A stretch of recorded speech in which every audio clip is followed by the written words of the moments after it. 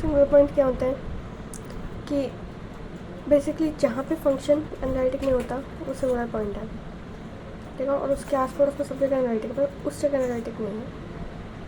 सबसे पहली चीज़ बढ़ रहा है isolated singularity of an analytic function. Isolated मतलब वो अकेली सिंगुलरिटी है वहाँ पे, उसका पूरा नेबरहुड में फंक्शन एनालिटिक है, पर उस अकेले पॉइंट पे वो फंक्शन एनालिटिक नहीं है। कि कॉट तो पाई पावर जेड है, ठीक है, और कॉट बेसिकली होता है कॉस अपन साइन। तो साइन जहाँ पे ज़ीरो हो गया, मतलब फंक्शन इन्फिनिटी हो गया, तो साइन ज़ीरो कहाँ पे होता है, सारे एन पाइस पे। तो एन पाई क्या हो गई इसकी सिंगुलरिटी, राइट। फिर सिर्फ एन पाई में डिफरेंट वैल्यू रखते जाओ, 0, 1/2, anything you want to write out. उन सारे पे क्या देगी, एक पॉइंट थोड़ा ना जिसपे एनालिटिक नहीं है, बहुत सारे पॉइंट है। तो क्या बोलेंगे इसको, नॉन आइसोलेटेड एसेंशियल सिंगुलरिटी। जब सिंगुलरिटी एक होती है, आइसोलेटेड जब सिंगुलरिटी बहुत सारी होती है उसके अलावा, तो क्या बोलेंगे, नॉन आइसोलेटेड सिंगुलरिटी। दे रखा है हमें कि जो आइसोलेटेड सिंगुलरिटी है जहाँ पर फंक्शन एनालिटिक नहीं है, उसके आस पड़ोस में कोई भी और ऐसा पॉइंट नहीं है जो इसमें फंक्शन एनालिटिक नहीं हो। अगर उसके आस पड़ोस में कोई ऐसा पॉइंट है जिसमें फंक्शन एनालिटिक ना हो तो वो क्या देंगे, नॉन आइसोलेटेड। फंक्शन दे रखा है यहाँ पे जब बराबर -1 3, ये क्या हो जाएगा, ये हो जाएगा आइसोलेटेड एसेंशियल सिंगुलरिटी। अब kind of isolated essential singularity पड़ेगा। अब ये जो रिप्रेजेंटेशन है लॉरेंट सीरीज़ की क्वेश्चन है कंबाइंड फॉर्म में देखें तो, और वैसे अगर आप इसको देखना चाहते हो तो टेलर सीरीज़ और मैक्लॉरिन सीरीज़ कंबाइन है।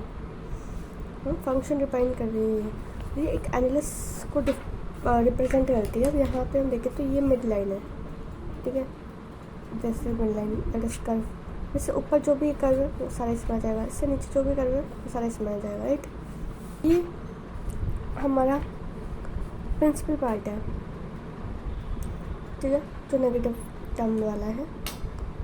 इसके अंदर bn होता है, वो बराबर किसके होता है, 1/2πi फैक्टोरियल 1/z z0 की पावर -n+1। डिफरेंट पॉसिबिलिटी होती है। पहली प्रिंसिपलिटी ये होती है कि प्रिंसिपल पार्ट में कोई भी टर्म नहीं हो।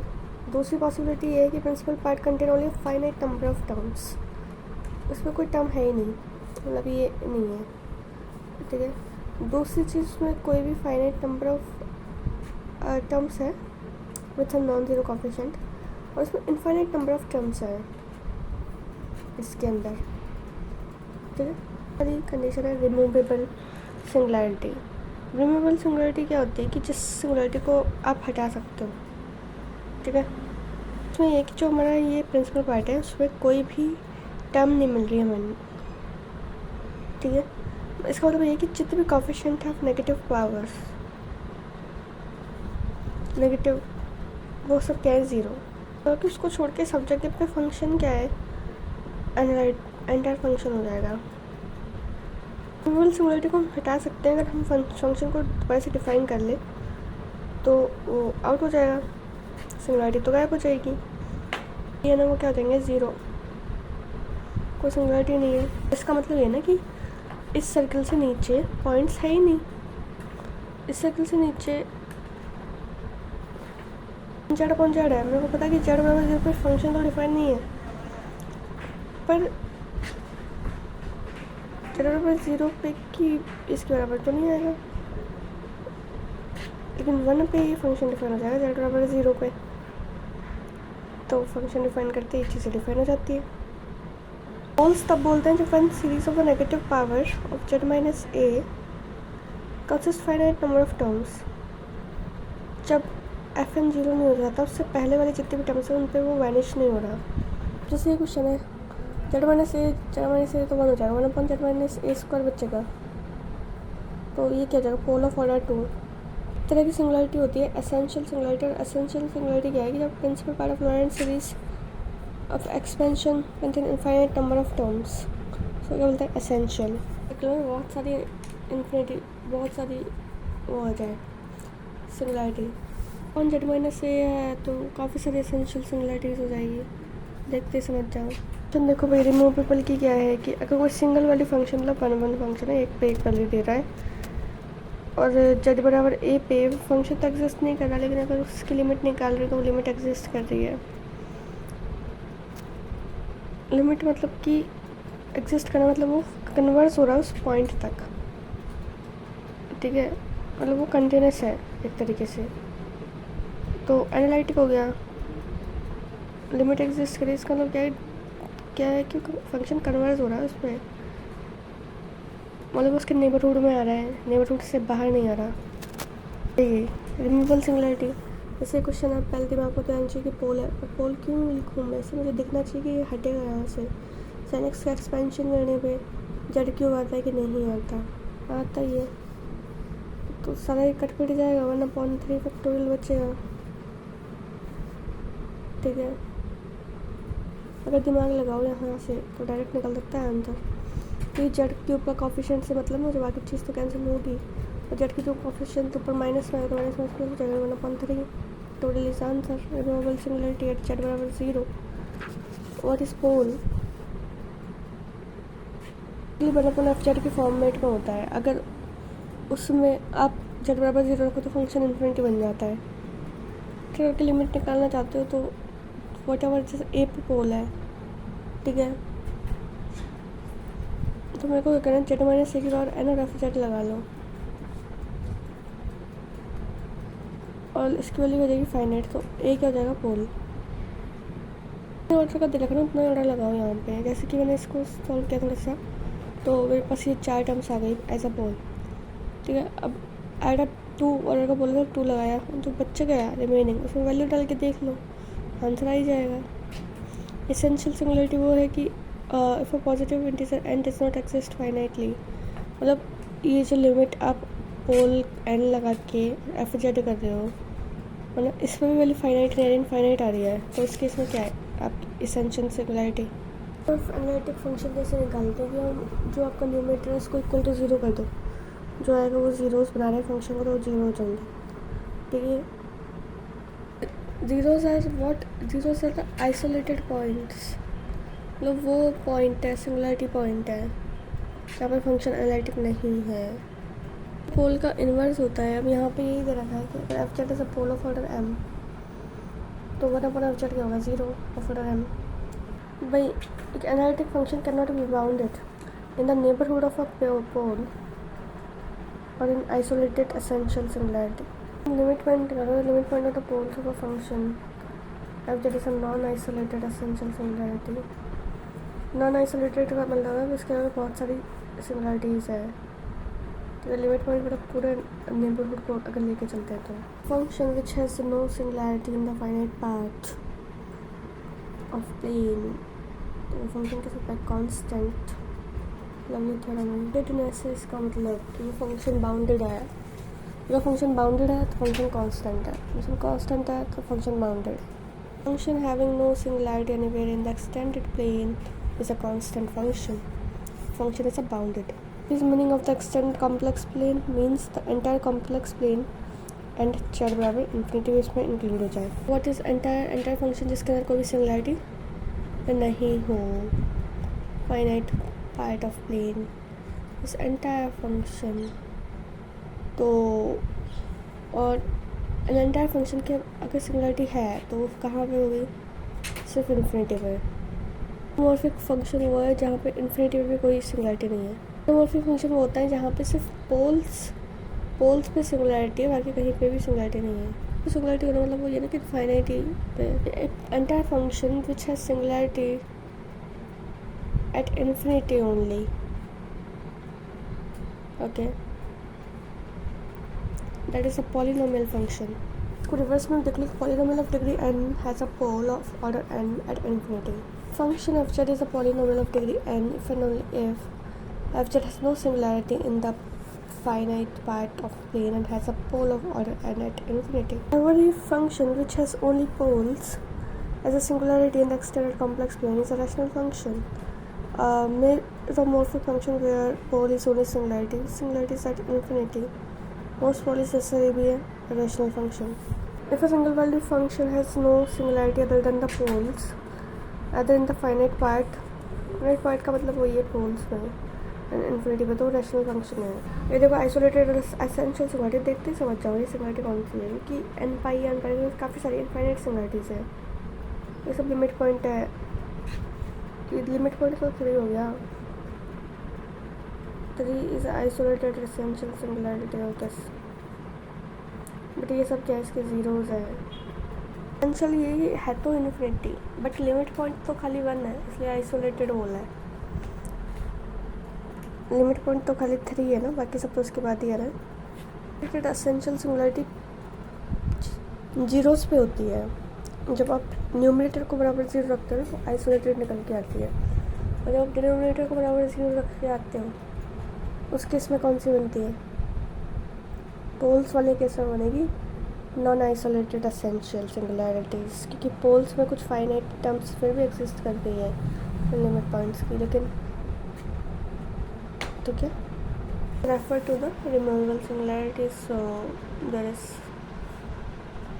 और ये 1 लिमिट पॉइंट हो सकता है, उसमें काफ़ी सारे लिमिट पॉइंट्स हो सकते हैं पोल्स के अंदर। तो जब भी आप पोल्स को इक्वल टू 0 करोगे तो नॉन आइसोलेटेड एसेंशियल सिंगुलरिटी निकल के आएगी। यही डिफरेंस है, आइसोलेटेड मतलब 0 सिंगुलरिटी, नॉन आइसोलेटेड मतलब पोल्स की सिंगुलरिटी। दे दिया सो को निकालना है सिंगुलरिटी का नेचर।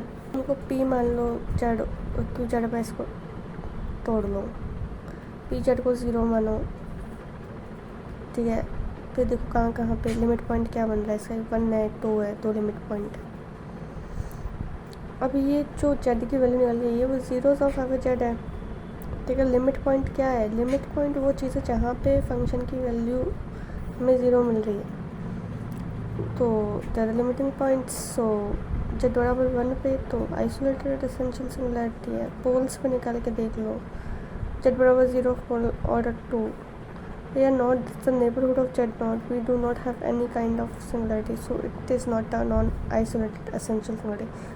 पर ये ज़रूरी नहीं है कि जो पोल्स पर हमें सिंगुलरिटी मिल रही है वो नॉन आइसोलेटेड एसेंशियल ही हो। अब ये Z बराबर 0 है, इस केस में हमें और क्या सिंगुलरिटीज़ मिलेंगी, 0 के अलावा कोई मिलेगी नहीं। तो लिमिट पॉइंट तो एक ही है, ये डिपेंड करता है लिमिट पॉइंट पर। अगर लिमिट पॉइंट एक है तो आइसोलेटेड, लिमिट पॉइंट एक से ज़्यादा आ रहे हैं तो नॉन आइसोलेटेड। तो मैं अगर दिमाग लगाता तो फिर डायरेक्ट हो जाता, एक इसकी लिमिट पॉइंट 2 आएगा और एक इसका लिमिट पॉइंट क्या आएगा 1, और साइन है, साइन में जब भी है तो 1/n पाई लगा देना, ठीक है। ये इसके लिमिट पॉइंट हो गए। नीचे वाले पोल्स के 0 है।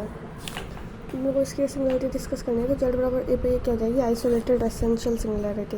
बराबर 0 is a branch point of log z, ये function not defined. Russell theorem and its application, इसका मतलब है सिंगुलरिटी को हटाने के बाद हमारे पास जो भी बच जाता है उसका नेबरहुड वही उसका रेसिड्यू है मेरे हिसाब से। ये सिंगुलरिटी है तो एक ही सिंगुलरिटी को तो इस तरीके से निकाल सकते हो ना। एक बार डिफरेंशिएशन क्या है, एफ जेड टी जेड 1/2 पाई आई, और जेड बराबर का सिंपल पोल दे रखा है। सिंपल पोल का फॉर्मूला क्या है, जेड माइनस से एफ जेड, जो भी पोल दे रखा है उस पर निकाल लो। Do at infinity you can find out by if limit z tending to 0 डाल रहे हो। फंक्शन फॉर्मेट में होना चाहिए 1/z के फॉर्मेट में, ठीक है। नीचे होना चाहिए Z square minus Z, it can be reduce as a, अगर फंक्शन ऑफ जेड है उसके आगे माइनस जेड लगा दो और लिमिट लगा दो जेड टेंडिंग टू इन्फिनिटी, तो वो आ जाएगा। तो मतलब पोल्स पे ही होता है, देखो लिमिट जेड टेंडिंग टू ए लगा रहे हो आप, पोल है। अब मेरे को लगना है कितने ऑर्डर का पोल है मेरा, तो के ऑर्डर का पोल है तो ये तो लगा दो, इसमें कोई दिक्कत नहीं है। एफ जेड किया के माइनस ए ऑर्डर का, जेड माइनस ए के ऑर्डर का पोल आ गया। डिफ्रेंशिएशन करेंगे उसका एक कम, जैसे के ऑर्डर का पोल है तो डिफ्रेंशिएशन कितनी बार करें, के माइनस 1 बार, 5 ऑर्डर है, 4 बार डिफ्रेंशिएशन, और आगे क्या लगेगा 1/, जितना भी ऑर्डर है उससे कम, के माइनस 1 फैक्टोरियल। लिमिट लगेगी पोल की, तो इस तरह से हम रेसिड्यू निकाल सकते हैं। रेसिड्यू कैसे निकालेंगे, क्योंकि हम एक माइनस कर रहे हैं एक पॉइंट, ठीक है। एफ जेड जो पोल है मेरा जेड माइनस ए के यहाँ पे डिफ्रेंशिएशन 1 टाइम, 1 लेस टाइम, 1/, एक less time factorial, expansion is आप लॉरेंट सीरीज बना लो, जो आपका प्रिंसिपल पार्ट होता है नेगेटिव टर्म्स में, उसमें जो कोफिशिएंट ऑफ 1/t है that is the residue at pole Z बराबर 1। यहाँ पे बता दें residue at infinity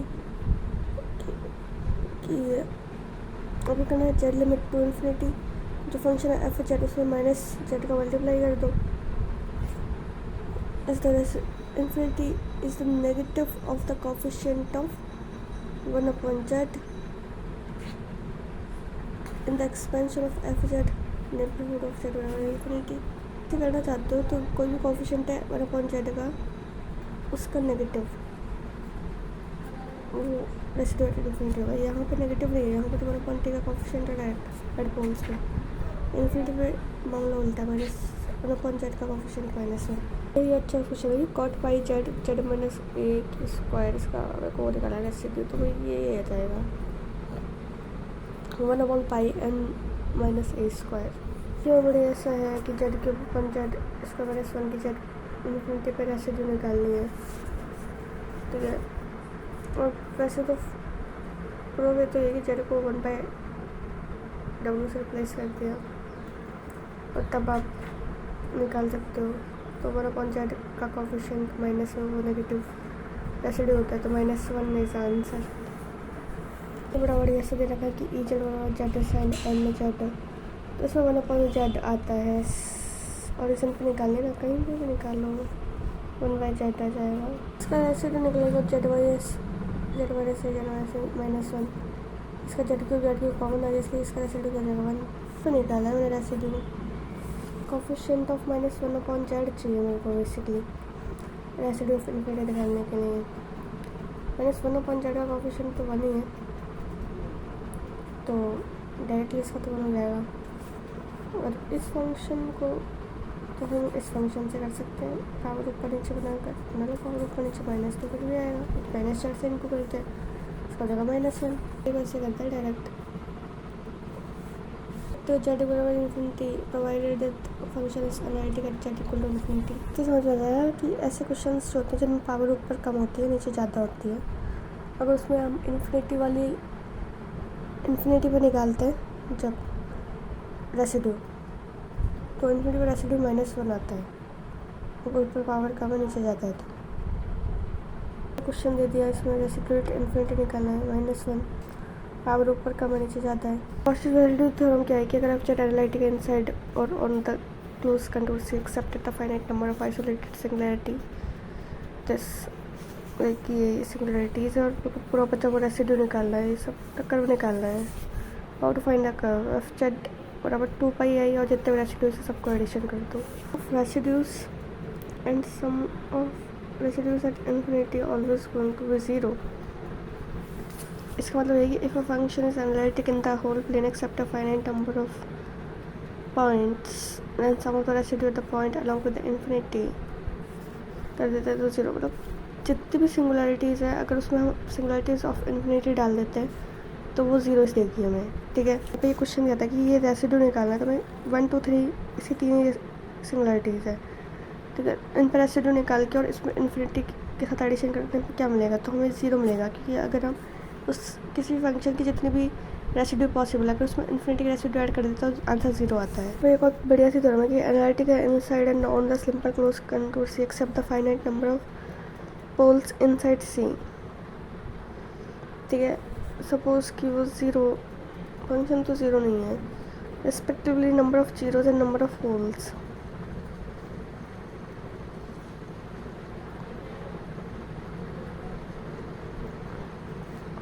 each zeros or a pole of order m zeros, ठीक है।